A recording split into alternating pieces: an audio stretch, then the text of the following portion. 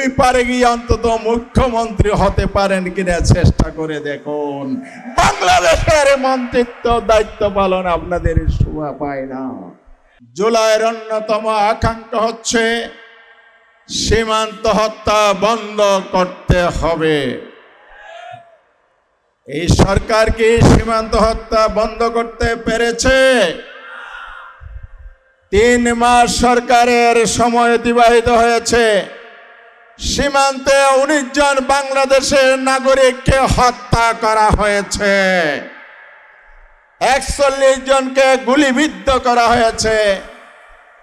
আর সীমান্ত রক্ষার যে বিজিবির দায়িত্বে নিয়োজিত মন্ত্রী, স্বরাষ্ট্রমন্ত্রী বলেছেন, সীমান্তে যদি গুলি করে হত্যা করা হয়, সেটা যদি অপরাধের কারণে হয়, সেটাকে বর্ডার কিলিং বলা যাবে না, সীমান্ত হত্যা বলা যাবে না।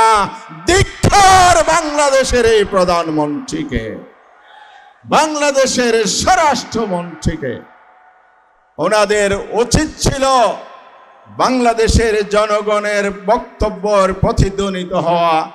ওনারা প্রতিধ্বনিত করলেন ভারতের বয়ানকে। সুতরাং আমরা বলতে চাই, এতই যদি ভারত প্রীতি আপনাদের মনে লালন করেন, ওই পারে গিয়ে অন্তত মুখ্যমন্ত্রী হতে পারেন কিনা চেষ্টা করে দেখুন। বাংলাদেশের মন্ত্রিত্ব দায়িত্ব পালন আপনাদের শোভা পায় না। সংগ্রামী ভাইরা আমার, গতকাল সংসদে সীমান্তে প্রশ্নের জন্য আলোচনার এজেন্ডা ছিল। আমরা জানি না কোন কালা হাতের ইশারায় এই আলোচনা স্থগিত করা হয়েছে।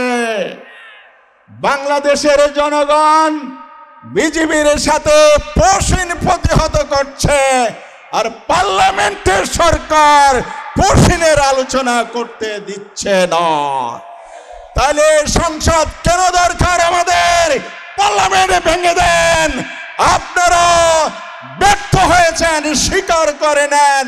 জনগণে এদেশের সীমানা রক্ষার জন্য এগিয়ে যাবে। শেষ কথা বলতে চাই, ভাইরা আমার, সাপুড়িয়া সাপ পালে, আর সেই পুষিত দুধ কলা দিয়ে পোষা সাপে সাপুড়িয়াকে দংশন করে মৃত্যুর কোলে ঢেলে দেয়।